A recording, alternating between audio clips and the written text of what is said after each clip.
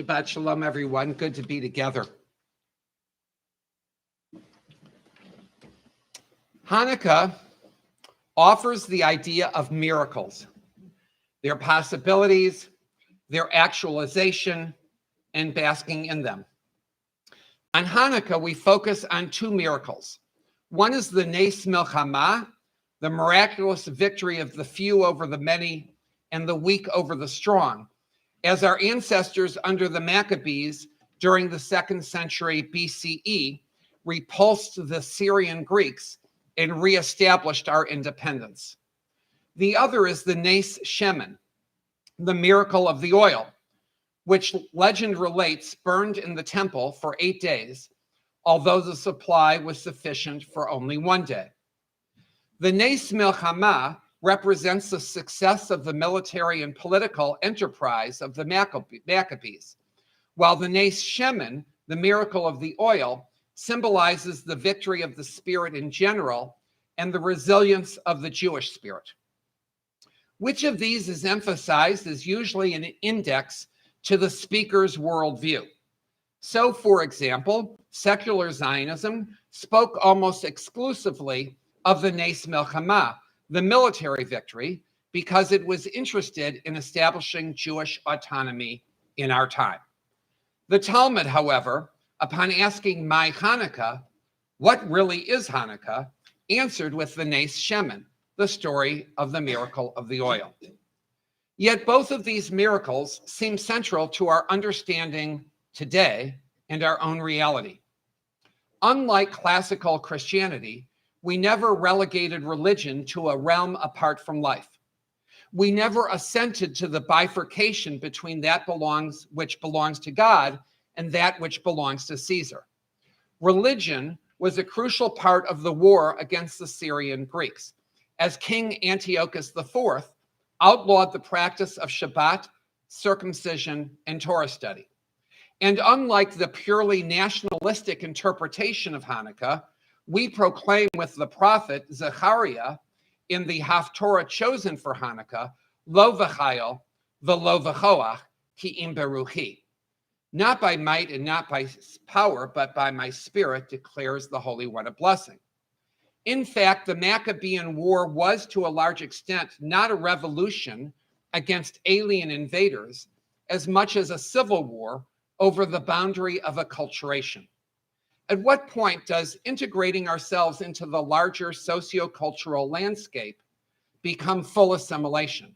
The point at which we've lost our actual bearings and self-identity as Jews. So we might think of Hanukkah as symbolizing a victory through military means for psychological and spiritual ends. Thus, both themes are found in the Joseph story that we are currently reading in the Torah. In last week's portion, Joseph had 2 dreams. In the first, he saw himself and his brothers binding their sheaves in the field, and the sheaves of the brothers bowed down to his sheaf. This is clearly a materialistic dream. Joseph wants to take over the food industry, apparently, and corner the grain market. Yet the second dream is a more spiritual and more cosmic one. It is a dream of the sun and the stars and the attainment of reaching spiritual heights. But even more interesting are the reactions that these dreams evoked. When Joseph told of his personal dreams, his brothers vayosifu od sino oto. They hated him even more. When he told his dream of spiritual growth, his brothers vaikan uvo. They were envious. The material dream evokes sinah, hatred. The spiritual dream arouses kinah, jealousy. People and communities are often hated for their ambitions, their nes milchama, while people and communities may be envied for their spiritual pursuits, their nes shemen. The establishment of the state of Israel was understood by us as a fulfillment of a nes milchama, our ambition to be in our own land and to structure our lives as a polity. The War of Independence of 1948 and 49 enabled this, and the result was hatred. The surrounding Arab states had already rejected the partition plan, which would have realized a two-state solution. And the armies of 6 of those states attacked Israel the very day she became a nation state. The Nes Milchama, once somewhat achieved, requires constant attention, in large part because its realization was accompanied by sin'ah, hatred. The state of Israel has always received public disdain from virtually all Arab and Muslim leaders since she was founded. In the Six-Day War, no one complained about the war until it became apparent that Israel was actually winning it, and handily. Only then did the United Nations care about a ceasefire. And this past October 7th and 8th, people expressed a routine denunciation of Hamas's terror attacks without insisting that their rocket fire stop.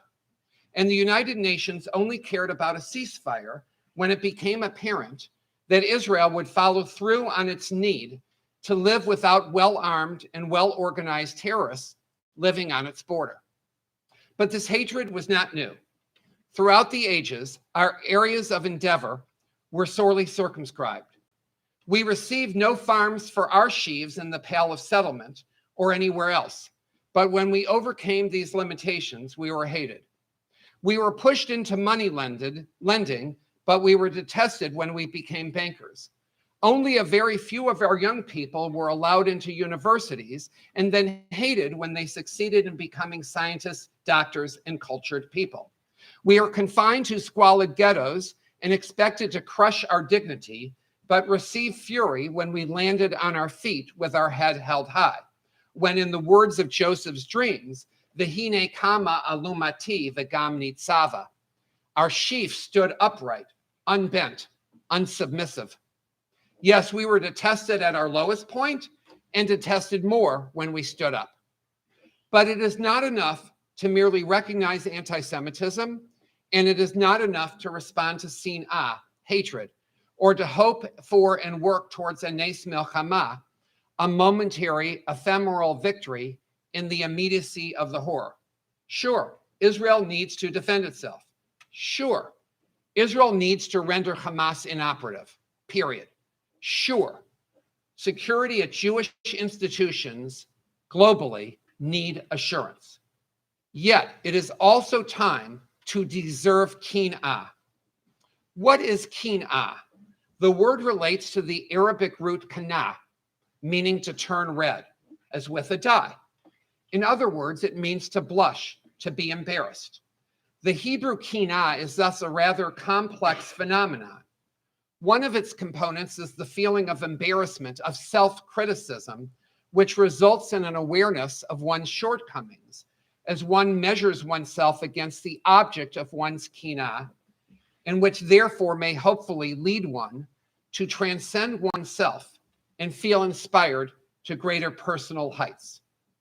To inspire such creative kin'ah in others is, in essence, a moral task and an educational function.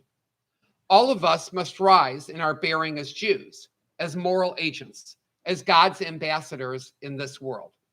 Let the rest of the world see the best of us, and let them, in kin'ah, join in a conversation about establishing a more moral world.